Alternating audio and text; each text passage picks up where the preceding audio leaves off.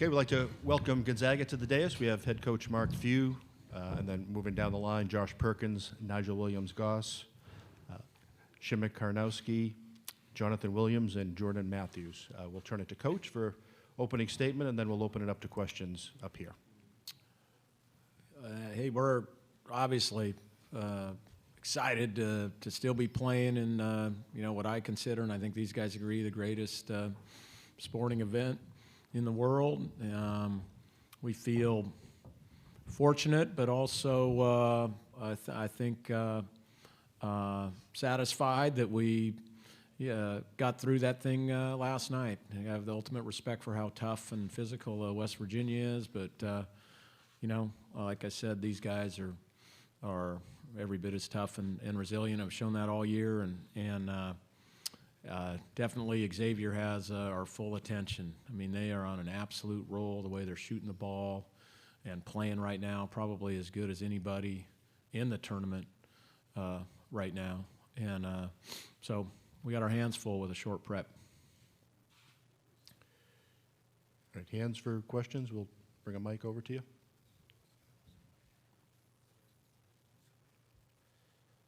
Everybody shy today? Okay. We'll go in the back, standing. Jim Wozarski with the Cincinnati Enquirer. Sorry, Coach just walked in. I apologize if you were just asked this, but they're changing defenses and how quickly they can do that. What is the challenge then for you and your staff in this short window? And then maybe if one of your guys could speak about then having to execute and recognize those changing defenses on the floor then. Yeah, I mean, I think we'll just keep doing what we do, which is I don't know how concerned we'll be. These guys are pretty, intuitive about difference between a 1-3-1 and a 2-3 and how to attack it, and so I don't think we're going to get too caught up in that, and just keep doing what we do as far as moving the ball and trying to get it up and down the floor and turn down a good one for a great one, and hopefully we'll shoot it well tomorrow. Standing in the back left. Jacob Thorpe, spokesman review. Nigel, you've played at a school that has a pretty prominent football program and a school without a football program. Could you compare and contrast those experiences as a basketball player? Well, Gonzaga is obviously a basketball school without having a football team, and the whole school, the whole community really rallies around our program, and it's just a special place to be because of that support. And they're a huge motivation for us. We just feel blessed and honored to have such a great fan base, and like I said, they're just a huge motivation for us to go out there and compete at the highest level every single night.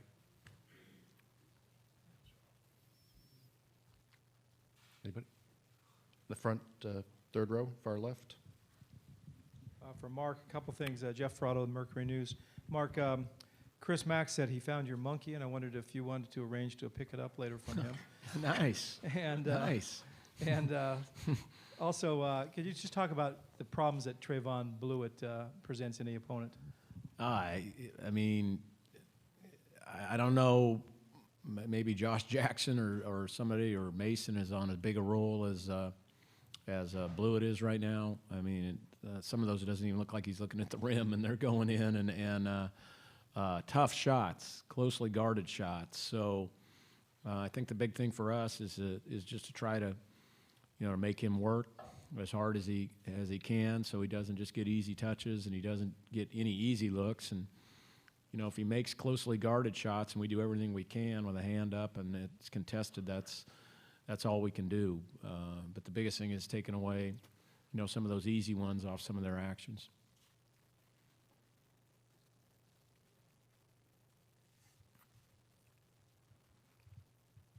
Questions? All right, Oh, we're out of here. Dan, right here, second row. Dan Walken, USA Today. Hey, Mark, I'm just curious, how often do younger coaches sort of seek your counsel, about their careers, who maybe are in this position you were in back in, 2000, 2001 when you're the, quote-unquote hot guy, and what do you tell them? It's sad that I'm not considered younger anymore. It's just think one of these guys even called me middle-aged this year, and I had to kind of take a step back. So it's true, though. Yeah, we get asked that a lot. I think not just me. I think Mike Roth, my AD, and our administration get asked a lot on what can we do to be the next Gonzaga. I think it's. I mean, I think they should be asking what can we do to be the next Gonzaga or Xavier. With you look at the success that Xavier's had, and I just think it's unique. It's unique to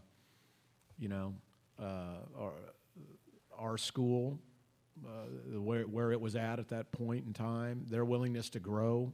It's been unbelievable how they've understood that a winning basketball program can really build a brand that opens up all kinds of opportunities for the entire school.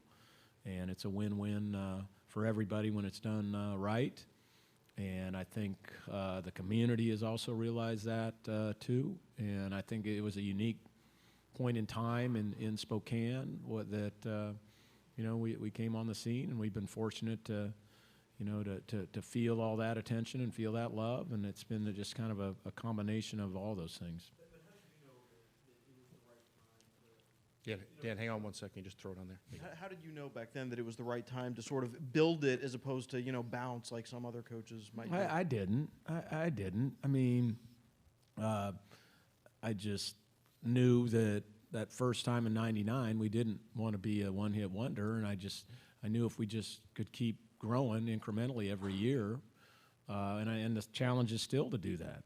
Quite frankly, is to not be satisfied and happy, and as long as the school and the administration and everybody's willing to keep growing, the program has shown that it can it's a 2x, 5x, 10x investment if you want it to be for everybody. And so I had no idea at the time that it was going to do it. We were just trying to get better every year, trying to be a little bit better in every phase we could. And obviously, you look at this group of guys now up here, the recruiting level has picked up, and that's not a slight to our other guys. I mean, we had some great talent back in the days, but those were more evaluation situations where we really evaluated high-level talent, like Matt Santangelo's in the back of the room. I mean, guy could play anywhere, but maybe wasn't as recruited as hard as some of these other things. Stay right there, third row, right behind Dan. Shimek, I'm sure you've talked about this before, but can you speak a little bit to the transition when you came to Gonzaga and adjusting to life in the U.S. and obviously you're very comfortable now. How that happened, evolved. Yeah, it was a tough transition for sure. Not only from basketball standpoint, but also from cultural and standpoint and language and all that kind of stuff. So, first year I had a great support system with Kevin, and Ram, who helped me out, just kind of adjust to all that kind of stuff. And probably one of my biggest worries when I was coming here wasn't playing basketball here, but also just to be kind of eligible and do good in classroom. So I thought our academic advisor and the entire academic team helped us a lot, and just to be able to be here 5 years later and never really had problems with school and play with these guys. The year around, I think it's been huge. It's been huge for me and for all the people that helped me. Stand in the back, Matt. Matt Santangelo, Gonzaga Radio. For J3 and Shem, now that you've tasted a little bit of the promised land about bringing the ball down the floor, are you guys going to be able to go back in the paint tomorrow? I mean, kind of the point forward, point center. And then second part for the guards, like, you guys worried? You're going to get some limited touches now that, J3's knocking down threes and Shem's bringing the ball down the floor? I mean, for me, I took 2 dribbles and called a timeout. So I don't know if you can. I don't think you can call it point guard skills. But I thought J3 was great with that. Just kind of making sure that we don't get the 10-second count. And when the guards had problems and they were denied, he was huge for us, just to making sure that the ball goes over the half court. And if I could play on the block for 30 minutes of the game, Coach knows I'd be happy. Yeah, So definitely. If we want to switch roles, we could definitely spark a deal. Back in the third row. Mark, can you speak a little bit to Shem's personality? I mean, that answer sort of seems to convey the spirit he has and what he sort of impact he makes on this team beyond basketball.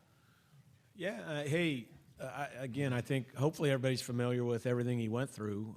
I mean, you know, a year plus ago, you know, a couple months, we weren't sure he was going to ever play basketball again. We were just all hoping and wishing he'd get back to moving and being able to handle just general activity in life. And for him to be all the way back where he is now is a total miracle, and it's a credit to him and the doctors and the trainers and you know, everybody involved, because it wasn't looking good there in January, February. So great story, and I think all of us are overjoyed that he is back, and just feel blessed to, you know, to be able to coach him, play with him, and just I think everybody realizes just how effective a player he is on both sides of the ball, and so instrumental to our success.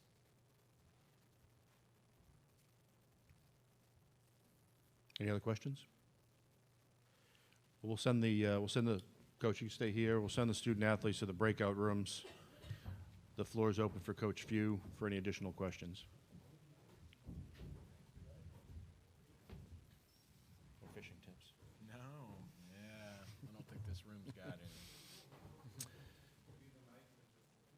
What's that? Yes. No. We'll do mics. Just let those guys go past. We'll go there, and then Dan will do you next. Hey, Mark, I'm just wondering, you guys played in so many, you know, lopsided games this year. How do you kind of keep your team prepared for the intensity of these last 5 minutes of close games in the tournament? You know, I think early on we had some games like that. When you look at our games in the Orlando tournament, you know, the Iowa State game was very, very much like the West Virginia one, the way it ended. We had to switch out everything and you know, guard the three line. And yeah, it was a competitive game with Florida, if I remember right. And even the Arizona game was highly, you know, competitive possession by possession. So we had those, and then actually once we got into our league tournament, those were not easy games for us. There were ones we had to really, really fight through some adversity of some sort, whether it was offensive or defensive or a little bit of both. And then obviously these games in the NCAA tournament have been very close and hard fought. So I think we've experienced enough of that now that we're kind of battle tested. Second row. Yeah, Mark, back when the Big East was coming together with Xavier, when they went in, there was some talk that you guys might be interested in some sort of arrangement with them, whether it was membership or affiliate or some sort of thing. Yep. How close was that ever to becoming a reality, and how much, you know, how much input did you have on, you know, whether or not you guys could do that? I mean, I don't really know how close it was. I know there was talk, and how serious it was, who knows. And again, it's kind of above my, you know, job description and grade. So, but I certainly voice my, you know, message to them has always been whatever's best for us, whatever's best for Gonzaga, and then it'll continue to grow us at the highest level is what we want to do. So, you know, I think we're open to anything. The West Coast Conference, you know, it gets maligned sometimes at times this year, but I think everybody got to see how good St. Mary's was, and it was nice to have another top 20, 25 team in there that you could play 3 times, and BYU was a top 100 team, and you know, Santa Clara had kind of rose up, as did San Francisco. That helped better. You know, our metrics were really, really good this year coming into the tournament. But, you know, that being said, we're going, you know, whatever is going to be best for Gonzaga moving forward is what, you know, we're going to do. So it's kind of the way it is. Yeah. Third row. Tim Bonis from the Washington Post. To kind of piggyback off of that, you were talking before about how you and Xavier are similar programs, and you know, I think at this point it's probably safe to say that outside of the kind of traditional Big East schools and the Power 5 schools, you're the two, you know, preeminent non-basketball schools, they're not football schools in the country at this point. And I was curious, given how often we see the later rounds of the tournament filled with teams that are from these Power 5 conferences with the football infrastructure that they have. Is there any sense of pride for you that tomorrow, in this regional final is going to be, a showdown between two elite, schools that don't have that kind of infrastructure behind them? I mean, I obviously, happy and hope it's us. It moves on. But I've always had a healthy respect for Xavier. Just all the way back, we played him when Sean was there in the NCAA tournament. I think we had Adam Morrison, and I mean, we knew how good they were. And then I've watched as they've successfully made those runs to the Elite Eight. I think the little kind of the sneaky, dark little secret sometimes with this NCAA tournament is how many of the non-football schools end up playing each other within this tournament and knocking each other out. And nobody seems to ever talk about that. And so, I think that makes it a little hard if we were displaced, differently, which, again, is too tough to do in the bracket, but it seems like that plays itself out a lot in the earlier rounds, too. You had Dayton playing Wichita State and things like that. And so I think nobody ever talks about that. They just kind of compile the numbers and line up the stats that benefit their argument. Sure. Well, and along those lines, you mentioned that Dayton-Wichita State game. There was a lot of talk about that. That was a great game. Great that was game. a possession-by-possession game. I mean, I watched that entire thing, was just totally impressed with both, teams. And there were a couple other matchups like that there weren't. There was VCU, St. Mary's. Yep. And there was a lack of seeds really from outside of the Big East from a lot of these other conferences this year. Is there anything you would suggest to try to change the way that this is approached moving forward to try to better balance some of this stuff out? It's hard. Look, I'm on an NABC ad hoc committee that's trying to help with the tournament, and it's been great. I mean, there's a group of us on there that we have these discussions, and it's interesting to see all the different places that people come from, whether it's seeding, whether it's getting into the tournament, whether it's I think we made some really, really nice steps here. I like what's happening. Revealing the top 16, I think was good for the sport, and I think it probably, having that transparency opened up some things. I think that's all coaches want, is just tell us. That was the message that came out of all our meetings, was just tell us what we need to do. Whether it's road wins or top 50s and all that. And then we got into the top 50s, and I think we're making some real ground up with the composite, combining all these things so we don't have these crazy outliers that we have with the RPI, which happens kind of year in and year out. I think if you use more of the indexes, you won't have as many outliers. So I think it's a tough deal. You're comparing apples and oranges and games with players, without players. And I think the committee's done an awesome job, and it's just tough. It's really tough. How has your views on the role of transfers changed over the course of your career, and how big of an impact have your transfers had on this team? Well, I think back in the day when I first got started, there was almost like a scarlet letter on people's foreheads or something that transferred. Everybody thought it was, bad guys or something went wrong or weren't good enough. And over the years, as we've came to find at Gonzaga, especially after you communicate with them and go through the process and really get to know each other, it's been a really, really valuable aspect to our recruiting and our program. I mean, they've all been phenomenal teammates for us, and we've have some really, really good players that have really helped, push us over the edge. And the guys we have this year, I mean, I don't even really consider them transfers anymore because they've been here now and in the family, but they've just been great. They've bought in, and they wanted a culture like ours. They were longing for a culture like ours, and they really wanted to win, and they, more than anything, wanted to play in something like this. And the cool thing is, they delivered on their end, and we delivered on our end. So that makes it pretty cool. Dan? Since you brought up the ad hoc committee, I don't know if you've been following the NIT or gotten a chance to see how that rule, the experimental rule they're putting in about resetting the fouls, has worked. In, especially in a game like you played last night. If that's something that you think maybe deserves a little more consideration. I haven't looked at it enough. I was watching one of those NIT games, and I didn't see exactly what the effect was, but there was a lot of fouling going on last night. Let's not kid each other. So, and that was a really, really difficult game for officials to try to, to work and officiate. And I thought they did as good a job as you could possibly ask anybody. I mean, those guys, they communicated with us. But we weren't going to give any ground on the physical side of things, and they sure as heck aren't going to give any ground there. And it was just two teams with an iron will and just trying to get through it. So I don't know how that would have went with the new rules, but we're just dealing with the NCAA committee stuff, so fortunately. The interesting group, though. Hugs is on there, and Calipari's on there, and some interesting personalities. Makes for some good discussions. Yeah. For some, the irony, I don't want to bore you guys with it, but the irony is, like, they look at me as the composite guru, the index guy.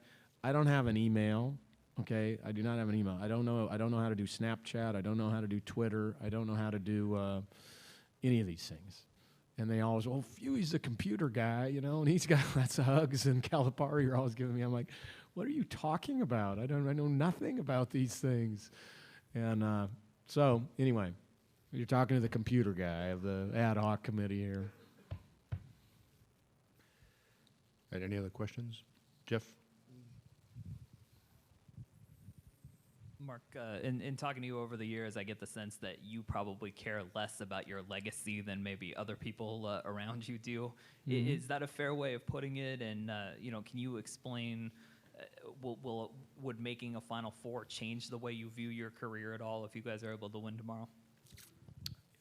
Again, my legacy is, I guess, built on a lot other things. I mean, it's built on. The respect my players have for me and how they feel about how they were treated and coached and developed and all that. I am schlepping along right now, like vastly far behind my father, who was 54 years a Presbyterian minister, man. He's saved thousands of souls. He's helped, hundreds and thousands of people through all their tough times, and that's kind of the legacy that I'm looking at, and just like, I got a long ways to go to, get to first base, living up to that guy's standard. He's a titan of a man, when you talk about the impact he's had on people. So I've always just wanted the guys to just have the best that they could possibly have at Gonzaga. The year they were there, the 4 years they were there, the 5 years they were there, the 2 years they were there, I wanted it to be absolutely the best. And that's all I cared about. Never at one time have I focused on my record or my winning or my. So as far as going to a Final Four, I desperately want it for this group of guys. I desperately want it for everybody who's played at Gonzaga, the players that have been such a huge part of that. Be awesome for the school and for the Spokane community to be able to feel good about and hang their hat on. But my legacy is going to be about other things, at least as far as I'm concerned. Anything else? Good? All right, Okay. we'll conclude it there. Thanks, Coach. Thank you, sir. Appreciate it.